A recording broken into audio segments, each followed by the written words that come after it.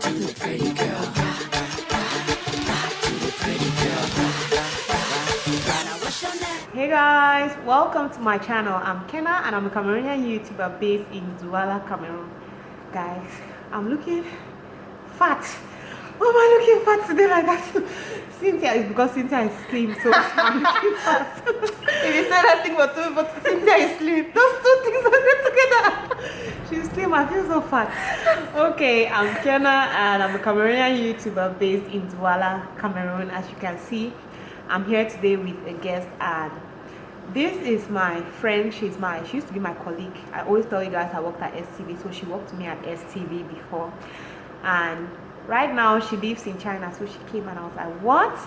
She's always giving me ideas. So this is my videos. She always gives me ideas and advises me and tells me a lot. So I was just like, no, Cynthia cannot come and go without us doing a video. So I forced her, and she has come. Say hello.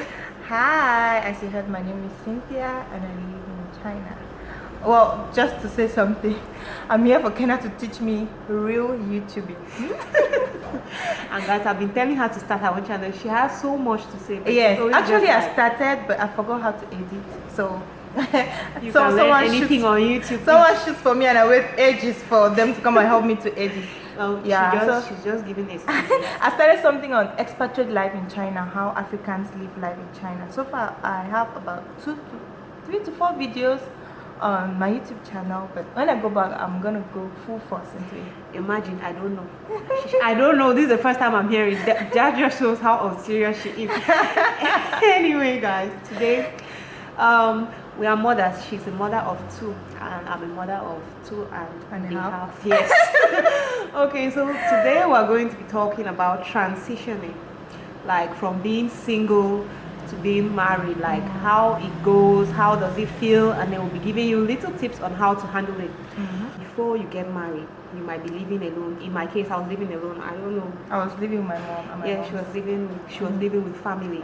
You're living alone, and you're just like, I'm living my life. I can do as I like. You feel free.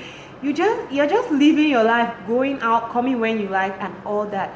Then you just discover that, oh my God, you're in this situation where you are now living with somebody, and you're not just, for ladies, it's not easy living with the opposite sex. The way men do their things is like the complete opposite to the way we women do our things. So you start stressing, like maybe, for example, you're like, oh, I don't cook every day, or I don't think about cleaning my house. When I've cleaned it for 1 week, I can leave it like that. Then you now have somebody who is there, and men, they know how to mess up places.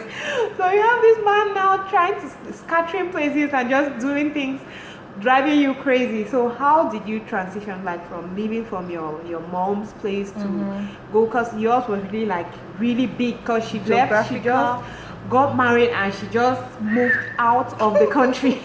So I'm like, how did you handle it? How did it go? So I was married, and then I went straight to South Africa. About 3 months after I went to South Africa, and then I only arrived South Africa in June though, because of some issues. And when I got to South Africa, it was a lot different. First of all, the first transition that really hit me was circle of friends. My husband is quite some years older than me, so his friends obviously are those. So they look at me, you married a small girl, So his circle of friends are the people that I had to mingle with, because we're in a new country. And so I don't know, I had to condition my mind that these people are older than me. I was calling them now ma this, ma that, ma this. That was the first thing that hit me, like, I know. Is that bargain for this? And then secondly, I was in a new country. That one can happen to anybody, even in the case outside marriage. In a new country where you have to start eating new food and stuff like that. And then thirdly, I was missing my mom so bad. I couldn't imagine it. I was here in Douala and my mom was in Boy. I used to feel like, oh my God. So I'm just imagining in her case where she had to go like out, because if it got bad, I'll just take a car and go to Boy and go and see my mom. But in her case, I'm just like, you really tried, because it wasn't easy for me. Mine wasn't easy. Like when I left our house, it's just like a 100 francs journey to go to my in-laws, but I still felt as if, oh my God, how am I going to do? And then when you're even leaving, at that time you're thinking like, your mother has always been the person in charge of the house. She's the one taking care of everything. Coming to that. I know. You're not even thinking like, what will we eat today? Who will do what and all that? And then you go now, you're the boss of the house. We used to cry that I want to be madam, but that transitioning from that child in the house to the owner of the house is also not at all easy. Yes. Like that kind of, if food gets sour, know that you're the one who left it outside to get sour. If there's sand in the vegetable, it is you that didn't wash it well. So all those things, and it made me cry. I wouldn't lie to you, I used to cry all the time. I'm sure it was more difficult for you because you're younger, 23. At least I was 27, so I could even handle it. The only problem is that I was pregnant, and then I was just emotional, and some days I just get up and I'm just like, if I was in my house, I'll just be sleeping now since I'm pregnant. Right. I'll be doing everything. Right. But there's no room for you to sleep. You have to be up. You have to do, especially when you're not working. When I got married, I stopped working at that time, so you have to get up. I had stopped too. You have to ensure that your husband eats. You have to ensure that the house is clean. You have to do all those things that before you could just dodge. Even if your mother says do this, you can just dodge and then. And here's a tip for you on this point, is that you should prepare your mind psychologically that when you the guy starts getting serious, know that these are my last days in mommy's house. I've not said now that when your mom says come and go to the market, me like da. Let me remember Kenya's words, pal a la monk. Start preparing your mind like, I won't be here for a long time. Maybe I will miss my sister. Start preparing your mind so that when you're gone off, you don't know which country the man of your dreams will be. Japan, America, you don't know. So start preparing your mind about that transitioning, that's physical and geographical transition. I know, it's really something to prepare your mind, because a lot of girls, they are so excited about the wedding that they forget about the marriage. So you always have to prepare your mind, prepare yourself. Even if the man doesn't marry you at the end of the day, it's helping you. So just start preparing. When there are certain things that happen when you get married. Another thing is your friends. Yep. Male, female, but in Africa, in Cameroon, as I've seen, in Cameroon, when you get married, all your male friends, majority of them disappear. They go away. You just discover that most of your male friends tend to be mutual friends that you and your husband share. Yeah. I can remember when I got married, I had this grand friend, somebody that's bigger than me for like 7-8 years. As I just got married, he started calling me grand sir. Grand sir, how? You're older than me. And he's like, no, I'm married. No. Wait, come now, take me out. He's like, no, hey, you want Oga to kill me? No, right? I'm not. Yes, I'm not. No, right. So I did not really have. Generally, I don't even have many male friends to begin with. Like, as years have been going by, my male friends had just gone just like that. So I did not really have to transition, like start telling them, no, I'm married now, you don't have to do this, you have to. No, I didn't really go through that, because the few ones that were still there, they just ran. They were just like, no, married woman, we don't make friends with married women. How did you go about this? Do you still have male friends? I do, but there was one time I was going to school, so I was on a Facebook fast, let me call it that way. And then since I moved to South Africa, I changed my number, so automatically many friends just parted ways because I didn't have contact with them.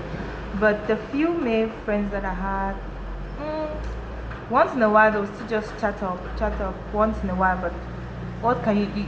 It was only through a phone conversation. Another thing that is like non-stop, this one, we're always having problems when you get married. Our female friends, many female friends just poof, they just disappear. You hear the single friends as usual saying, no, that one is married, she doesn't want me. Don't marry. Yes, it be high, I don't want you again, you don't want me again. The married friend will be like, no, I want my friend, but my friend doesn't want to come. Me. So I don't know. That's just. I have a friend who told me that when they don't marry, they need to pick single girl that call again. I was like, you don't know what I'm going through. Maybe the counselor told me, don't take your problems and say it outside. Now I really don't know if I have to say this thing to somebody. When I say problems, it may not be really fights, or I'm talking of just things that are cognitive dissonance inside me, that I'm like, what do I do about this situation? Do I put my kid in this school? How do I do to balance my time? All of those things may be happening. So when you come in touch with your married friend, try to tell them, encourage them. You're going through your own desert, they're also going through their own desert. So it's don't married girls should not self-stigmatize, yeah, because they're not married. And I don't think that, and because people are married, they shove down that kind of, I'm married now, so you're no longer my friend or something. I actually have never seen it. Honestly, I've not seen it, but people always say it happens. I just feel sometimes that maybe it's somebody misinterpreting them, because I truly have not seen it. I've instead seen a lot. I've spoken to a lot of married women, and they're just like, I try calling my friends, like, let's go and hang out. They'll be like, no, your husband will not like it. No, we cannot really hang out. Our levels don't change and things like that. So at the end of the day, I really don't know My advice is how to solve this situation. Like, honestly, I don't. I'm a stay-home mom. I go through a lot. I can write a diary of a stay-home mom. So you don't know when there's. I live in China right now, and there's medical students that come around for. We have Bible study at home every Thursday, and when they are leaving, I'm like, please visit me again. They are 21 years and I'm 28. That's 8 years. I really have nothing to talk with them. But when they come, I really want someone to be around. So you don't know what the married folks are really going through till you go and befriend them, visit them. They really need you to come around. They really need you to maybe hold child A while I'm busy with child B. Exactly. Yes. So mingle. There's no barrier, please. We need you. I know, because being married and being at home alone, it's not easy. You guys know I'm always complaining. Oh, I'm home alone. I never go anywhere. I'm always home. Right. Like, it's not easy. And the funny thing is that right now, all my friends, they are also married, and they are also trying to take care of their homes. So if I even have to do anything, I have to carry my bundle and Of go to course. their houses and all that. And sometimes it's too strenuous. So Yeah. you're just like, let me stay in my house. So your single friend coming around is just like magic, but your single friend will not understand that, okay, they can come to your house, but you can't come to them because it's more difficult. You have to start carrying some small people to start moving with to go there. So Like, I would have loved to bring my kids here to come and play with Kaden and Monique, but I it know. was hard. It's not easy always moving with those people. It's not easy at all. And then you now get married, you have a new family, you're moving into, you're meeting like new people who you have never known them before. They don't understand how you were brought up. They don't understand life the way you understand. Like, you have to start, how do you relate with these new people? And then when you are somebody like me, it takes me a long time. If you're not that warm with me, it takes me so long to warm up to you. So when I just come close to you, and then you're like, you build a wall, and then you probably be like, can I be high? Can I no one talk weak? But I'm just, so it's not easy. That transition from moving, you had your family that they understand you, they know that this is the way Kenna is. When you do this, they're like, no, that's the way Kenna is. We understand. Kenna is that kind of person. But now, this new set of people, they are just judging you. Like, anything you do, they don't understand. They don't know that that's the way you are. They're just like, no, they don't do things like this. They don't do things like that. So it's So just not learn easy. the culture of the environment where you are. Maybe your husband takes you to see his elder sister. The elder sister is married to one man who is a kind of male chauvinist figure, and is like, okay, you don't ask me how am I, because you cannot solve my problems. So just adapt. Just be like a, how do they call it? Amweba. Just be like a Amweba. You adapt to the environment. And you should also learn that everybody can never ever like you. Everybody will not like you. So the ones that like you, be happy. The ones that do not like you, it's okay. Yes. Everybody cannot like you. Everybody will not understand you. That's just like the way I think you should handle that. And you should don't go and start passing your mouth and start talking too much, because those people, they have not yet known you very well. So if anything happens, they'll support each other, and you'll be the stranger in the whole thing. So you just have to keep quiet. to know how to keep quiet. Low key. A wife is a secret keeper and a big time pretender. You just be like, no, I'm not hungry. And also, one thing is, it's a mental thing. It's a psychological thing. Imagine you have been alone. Maybe if the guy says, okay, his salary is 250,000, your eyes probably are not on it. But once you're married, you know that okay, we have a joint life now. Kind of like if I'm giving money to A, is relevant to our marriage. If I'm giving money or if I'm spending money on this, is relevant to our marriage. So all that psychological and mental change, I call it like from the free states to the United States. Like you were free and now you're united to one person. It's not dating. Okay guys, so I hope you learned something. I hope this video helps people who are actually preparing to get married, or women or ladies who just got married. And even if you have been in the marriage for a while and it's like it's been stressing you, you don't know how to handle things, I hope that this video helps you in one way or the other. Thank you guys for watching, and I hope to see you guys next time. Love you. Bye.